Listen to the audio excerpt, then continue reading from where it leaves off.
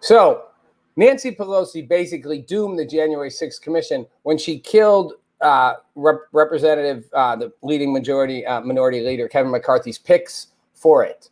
Why did she do it? What does it mean? And essentially, why is everything that's happening right now in Washington doomed? It's Rob Nelson Live. Hey, I'm Rob Nelson. I used to host a show on Fox, and now I do a digital live stream called Rob Nelson Live. And my whole mission is to figure out how in this time of division we can find common ground.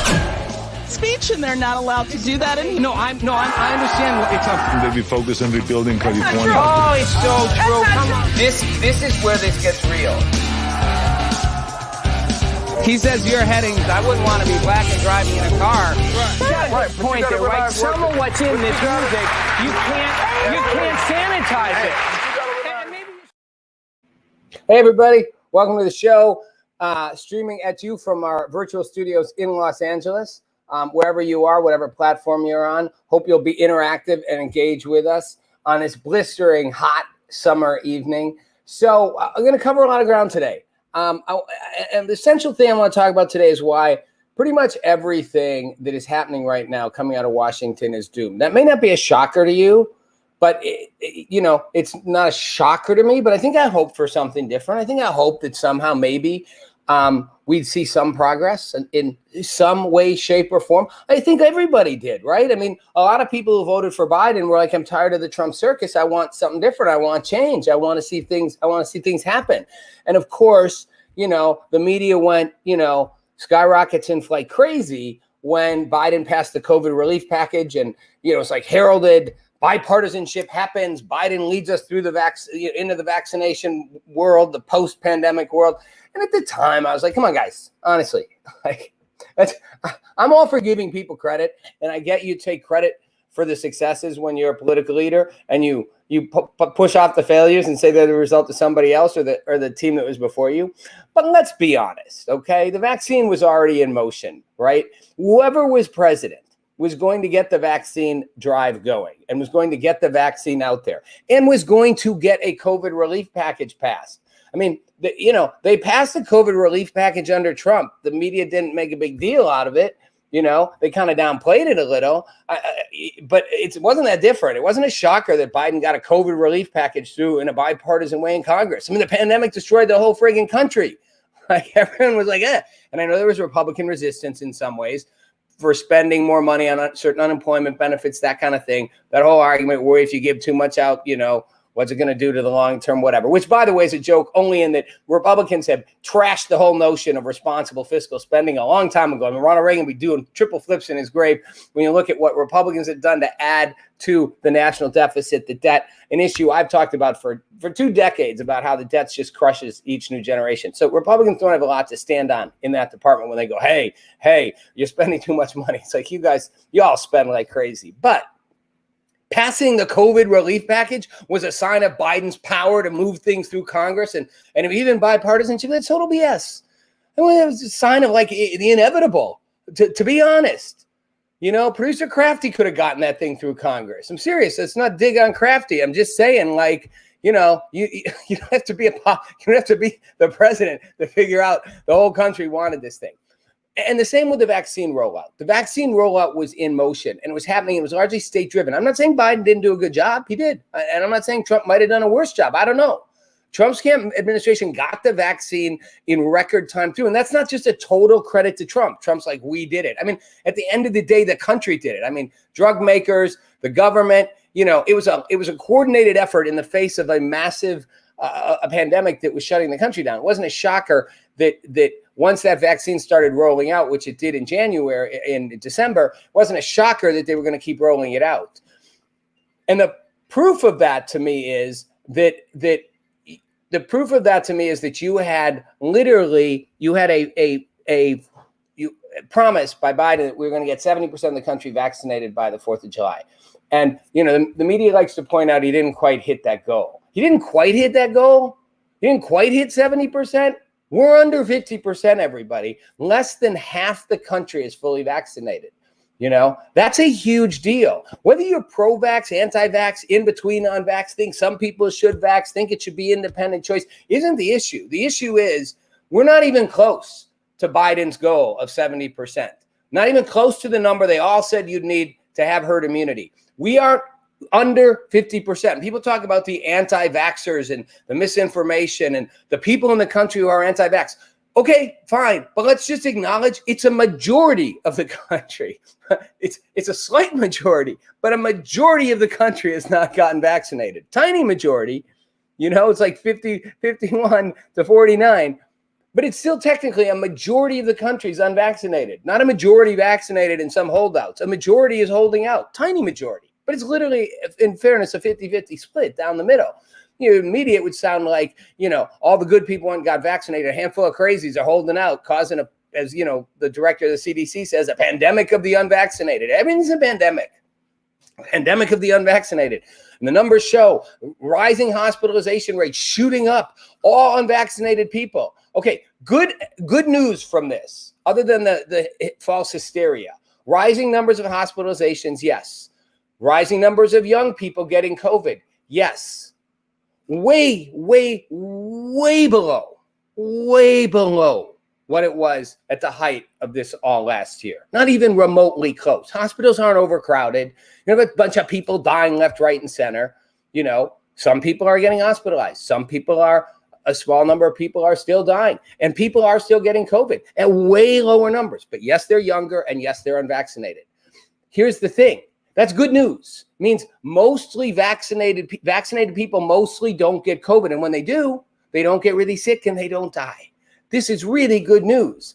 And it's good news that the numbers of hospitalizations are lower and they're younger people who are healthier overall, right? So the reality is it's not a pandemic of the unvaccinated. And this whole notion that if everybody doesn't get vaccinated, everyone's going to die. The people who are going to die are going to be unvaccinated at some level. That's your choice. I mean, I even hated helmet laws on motorcycles. I'm from Wisconsin. It's like, you don't want to wear a helmet. You want to crack your skull open on a motorcycle. I grew up riding motorcycles. It should be my choice, not your choice for me. It's one thing if I shouldn't drive drunk because I could hit you and kill you. So again, if I'm unvaccinated and you're vaccinated, you're safe, you're good. I am vaccinated, by the way, but you're safe, you're good, right? I'm not anti-vaxxer. That's the whole point. I'm your choice. It's your choice. And I hate the misinformation. I hate the hysteria. But back to the numbers. Biden's done great. Biden hasn't done squat.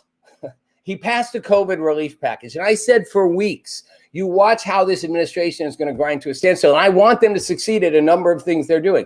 Not everything. I'm not on board everything. But I want progress. They can't even get an infrastructure deal through Congress at this point. They can't get a basic infrastructure deal through Congress, which everybody seems to agree our infrastructure is a mess. I'm not talking about $3.5 trillion add-on so-called infrastructure, which may be some good things, but has to do with childcare and climate change and all this stuff. That's a separate thing. The actual core infrastructure package, roads, bridges, broadband, the hardware and the groundware, whatever you want to call it, trains, planes, automobiles, and internet. That they can't even get through Congress. They're literally going in circles, but back and forth. And technically, there's some agreement. Biden's not able to get much at all done. The media likes to credit him and saying he's doing a lot. They're going to keep saying he's doing a lot. They're going to keep crediting him as being like hyper successful. Again, didn't quite get his vaccination goal. Didn't come close. Said 70% by the 4th of July. We're not even at 50, right? That's like a massive difference. It's like a 35% shortfall. That's not considered generally close. That's like way off the mark. The January 6th commission is interesting because they talked a lot about having a January 6th commission, and there was a lot of debate about who wants it, and the Dems want it, and the Republicans don't, and back and forth and back and forth. So Speaker Pelosi says we're going to have a January 6th commission. We're going to do it, and sets up the whole thing. And from the setup, it's a little partisan. They're going to have 13 members. 7 will be Democrats, 6 Republicans. I get it. They're the ones in charge, the majority. And the Republicans get to pick theirs, and the Democrats pick theirs. Except Speaker Pelosi has a veto on the Republicans. Now, right off the bat, how's that really going to work?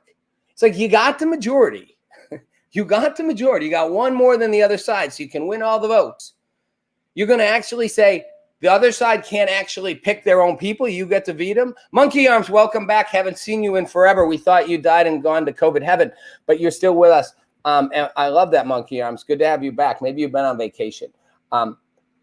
is it inappropriate to make COVID jokes yet? It probably is, right? It's inappropriate to make jokes about just about anything these days. So, but good to see you, Monkey Arms. So why not? Well, here's my issue with the January 6th commission. I'm not against having it, by the way. Although I have said, and I will say again, I think we should also be having a COVID origins investigation, not out of partisanship. I don't care if you're Republican or Democrat. We should look into the January 6th insurrection all the way around. Look at all of it. Look at what happened, what went wrong. Look at what the rioters, the protesters, the violent ones did. Look at what Trump did. Look at what happened because of the big lie. But also look at the security lapses. Look at the whole damn thing. Look at why the FBI didn't seem to know that they were monitoring and telling people, hey, we're seeing planned attacks being coordinated on Facebook. And look at the connection to Facebook and doing that, looking at all of it. But to make half the commission, you get the majority vote, but to say I get to veto the people you pick, that's kind of sort of lopsided. So what happened?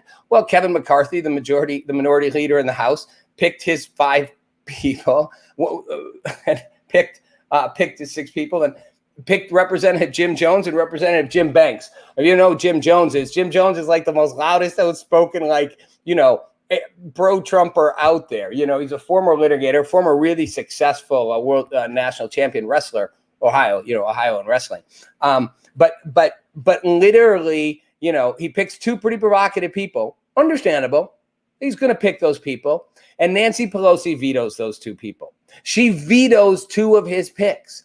Even though she said, I'm not going to veto people based on how they voted or what they said. I'm not going to, because if you voted to decertify the election, I'm not going to make that a condition. She went and vetoed them and said, nope, based on their past statements, based on what they did, I'm not going to let them go. She said the unprecedented nature of January 6th demands this unprecedented decision. So again, she said she wouldn't make how they voted criteria for exclusion, but then she said, was concerned about statements made and actions taken by them. Okay, I don't care about her reasoning. How the heck is this thing going to have any hope of being looked at by half the country as at all remotely fair? And by the way, who did Nancy Pelosi put on her picks? Well, they were all people who were clearly pretty objective and even-minded, right? No. Jamie Raskin and Adam Schiff are 2 of her picks. 2 of the House impeachment managers. No, Monkey Arms, you don't get to tell him who to pick. He gets to pick his people, just like Nancy Pelosi gets to pick Adam Schiff and gets to pick Jamie Raskin. If you're a Republican in this country, you looked at those 2 guys as 2 of the most biased, partisan people, and you felt like they committed a witch hunt against Trump for 4 years. If you're a Democrat, you think they're great. Same's true on the other side. Jim Jordan and Jim Banks, kind of heroes of the other side. Both sides get to pick who they want. Nancy Pelosi gets to win because she gets 1 extra pick. That's the only way you make it fair. She's doomed the entire commission, doomed it, sent it down a sinkhole. It's going nowhere. Did she mean to do that? That's what I wonder. Maybe she didn't want it to get off the ground. She just wanted a political talking point. That's all either side wants these days, is to win political battles. Maybe just at the end of the day, I win a political battle with our base by saying, see, Republicans appointed crazy people. I had to nuke them, and now the January 6th commission's dead because Kevin McCarthy said we're not putting anyone on it. Then we're yanking it. We're not participating. So now Nancy Pelosi can say, see, they didn't participate. They're all in it together. They're all crooked. They're all crooks. They're all Nixon times 1,000. Put on the masks, go home. We've been screwed again. And she wins with the base. She doesn't actually get any information. Otherwise, you go ahead and let him pick his people. They can't do anything. They can't control it, but they can ask whatever questions they want. That's just basic fairness. Either way, January 6th commission, done. Cooked, overcooked like a turkey at Thanksgiving. And so is just about everything. Like I said, infrastructure done. The vax effort done. I mean, absolutely can have co-conspirators on the panel. You can have whoever you want on that panel. You get to pick your people, Monkey Arms. You get to pick your side, because to that side, they feel there was something that went wrong in the election. Now, look, a whole lot of people voted against certification of the election. But I've watched Jim Jones a lot. Sometimes he says crazy things, but he's a really good litigator, and he's a really good arguer, and he makes cases for his side. And both sides get heard because both sides want to dig in to what they think happened. Bottom line, we're not having a January 6th commission. If we have it, no one's going to think it's credible. It's going to be considered a joke. Well, just the same way impeachment was considered a joke by all Republicans.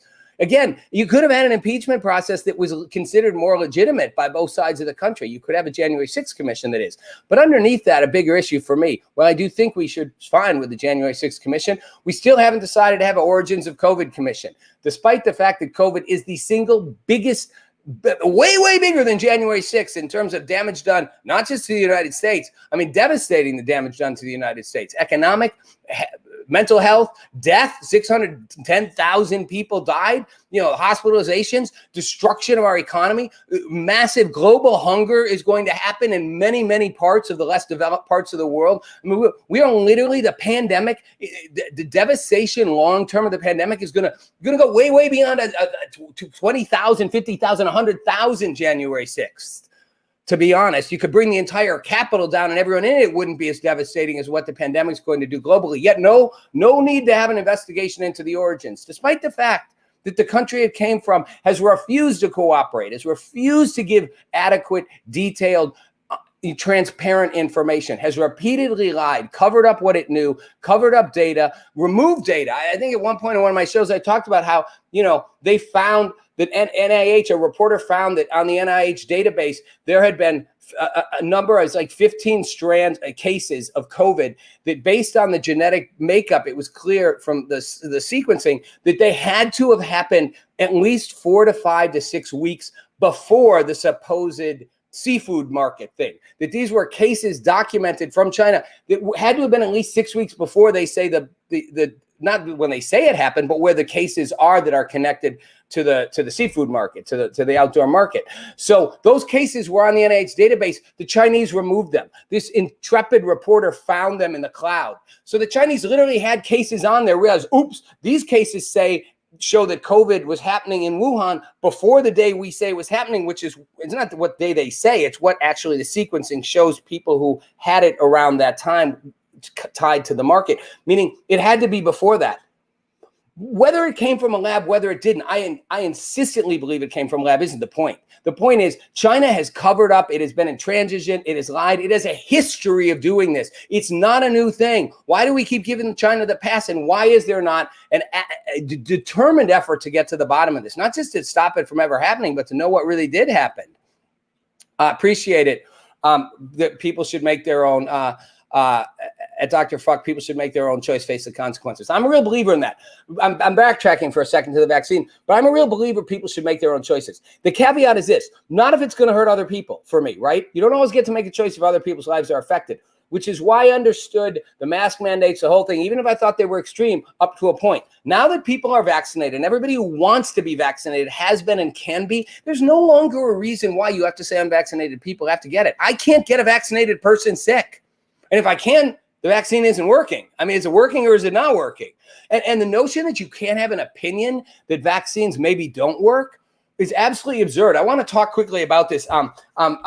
Jake Tapper, what Dr. Fauci and Senator Rand Paul love to get into it. And Rand Paul accused Dr. Fauci of lying about gain-of-function research. Quickly, gain-of-function research is the research that some people have suggested might have caused the COVID outbreak. They're essentially playing with very deadly pathogens to seeing how to make them more deadly. It's not inherently necessarily for like militarization of a weaponization of a virus. It could be, but it can also be to try to understand how to combat it. Either way, gain-of-function research is in many cases considered illegal. The U.S. refuses to have any funding connected to it. There's been a big argument. Did NIH funding go to gain-of-function research? And was gain-of-function research happening at the Wuhan lab? And gotten a big argument with Dr. Fauci in Congress about it, in which he said that he believed that Fauci was lying. And it's interesting, Jake Tapper had a guest on and said, I don't want to get into the details of what Senator Paul was talking about. No, let's not get into the details. Went out to defend Fauci and why Fauci, shouldn't be getting attacked and why is he the boogeyman for things. And I'll tell you, the reason Fauci gets attacked is because he changes what he says all the time, which Tapper and some people like to say, well, that means he's open to science. Sure.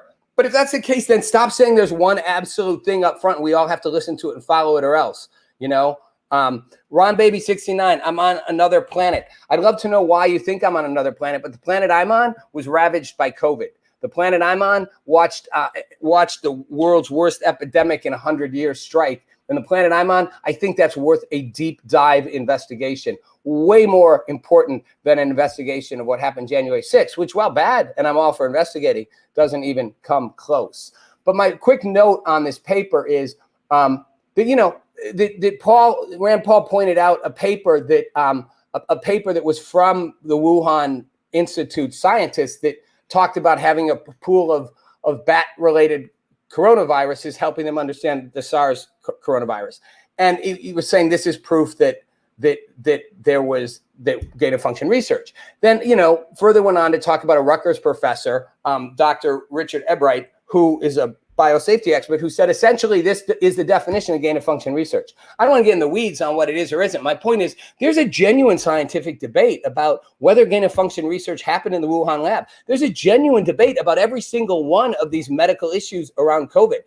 There's a genuine debate about the efficacy and safety long-term of the vaccines. We don't know the efficacy long-term. That's why some people appear to be getting it even when they have it. And short-term, we certainly don't know the safety. And anybody who says we know it's safe, pregnant women, we know it's safe. Use your common sense. How would you know it's safe on pregnant women? Did you test it on pregnant women and wait for them to have babies and see what happened a year later? You couldn't have. Whole thing was developed in the last year. So you couldn't have been testing on pregnant women.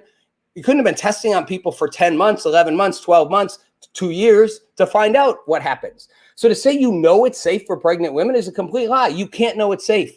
This is not me being on another planet whoever said that. This is me, common sense. This is a guy, me, who made a documentary that involved the testing and procedures around an advanced experimental drug to save kids' lives, who had the FDA, top people telling me the reason we take 5 to 10 years to approve these drugs is because we don't know the long-term effects without studying them for 5 or 10 years. So it's fine to have the drug out there. It's fine to say, we don't know what would happen in 5 years. We're going to encourage everyone at risk to take it, but we're going to be understanding if you go, I'm not sure I want to take that risk because you can't tell me what would happen if I'm pregnant unless you tested pregnant women for 5 years. That's just a fair debate. I'm not saying one side's right or wrong. I'm saying the notion that it's misinformation to have the debate is where we have a problem. Just to have a little fun for a moment, I got a clip of Joe Biden talking about vaccinations. You got the vaccination? Yeah. Are you okay? I mean, you seem no, it works. Or you know, or the mom and dad, or the neighbor, or when you go to church, or when you're no, I really mean it. There are trusted interlocutors. Think of the people. If your kid wanted to find out whether or not there's a man on the moon or whatever, you know, something. Or, you know, whether those aliens are here or not. You know, who are the people they talk to beyond the kids who love talking about it? What you just said is one of the most insanely idiotic things I have ever heard. At no point in your rambling, incoherent response were you even close to anything that could be considered a rational thought. Everyone in this room is now dumber for having listened to it. Okay, I'm having a little fun there. In fairness to Biden has a really hard time sometimes making logical thoughts come out clearly. I don't think that's because he's demented, he has dementia, or certainly stupid. I don't know. He's always been a little that way. If you watch him back in the day, he's definitely worse than he was. Yes, Mizzy Pox, we're on Reddit. You know what Biden was trying to say is with the moon thing and the aliens is right that conspiracy that. You know, people talk to people. It's like, who else are you going to talk to? The person who's got the conspiracy. If you stay, I mean, best I could interpret it is like, if you listen to the crazies, that's all you're going to hear is the crazy.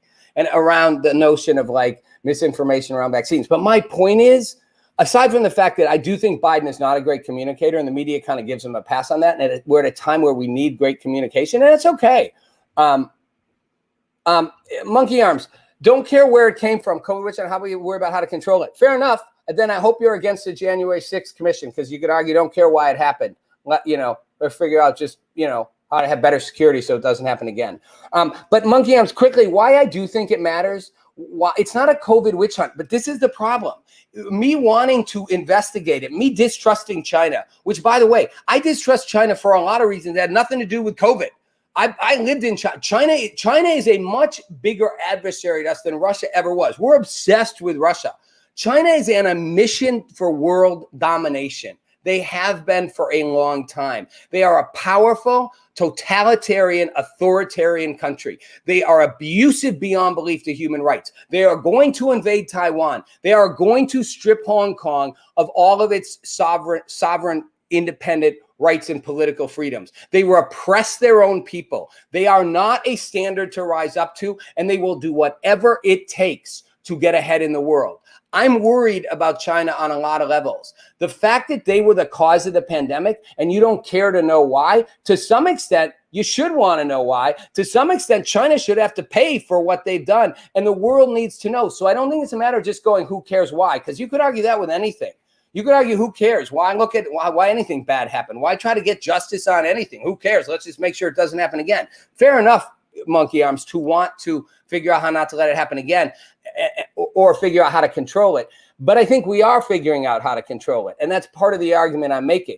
You know, when we talk about the vaccine, you are not going to get more people to get the vaccine by simply insisting they're stupid and crazy to want to know, to have concerns. You get a lot more people to get it if you open up the truth, we're truthful about it. Acknowledge what you don't know about the long term. Make the case. Stop hiding the fact that most of the people who get sick and die of COVID are either old, have underlying conditions, and most are connected in some way to something connected to being overweight, to obesity, because we can't say being overweight is a bad thing, but it will get you killed when it comes to COVID.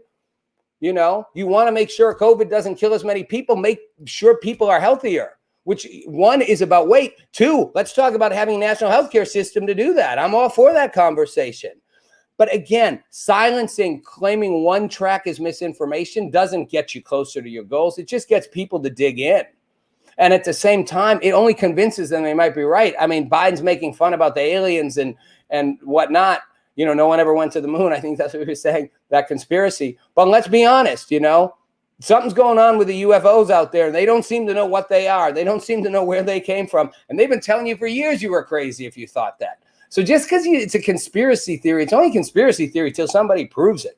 All right, that said, confusion around rules, masks, I get it. It's all crazy. But we're going back to mask mandates, which, again, makes no sense for vaccinated people. The only people who are getting really sick, and Biden said it, the health leaders have said it right now, are going to be unvaccinated people. Should they not be able to make that choice themselves? You are not going to die or end up in a hospital if you are vaccinated. You are safe. You are good. But the confusion, I think, sends people spiraling all over. So last thought on this, the Olympics. Look at what's happening with the Tokyo Olympics. I mean, that's a train wreck in and of itself, right? First, they fired the composer, because he bullied kids in high school. Then the director of the Olympics just stepped down because of the opening ceremony stuff, because he made Holocaust jokes in the past at a comedy act. So he stepped down. Meanwhile, they're only going to have, they had the whole thing with the Polish athletes who got sent home because they had too many come. The Olympics are a train wreck. The Japanese prime minister is not going to show up. Athletes are being quarantined. I mean, the whole thing's a mess. But here's what's interesting to me. Only 200 people. Only 200 people have. Crafty, what did you just put up there from us?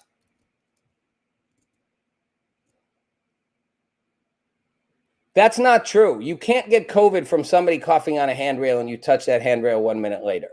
COVID, I don't know, Crafty's saying that. That's not me. That's Crafty. That's not me saying that.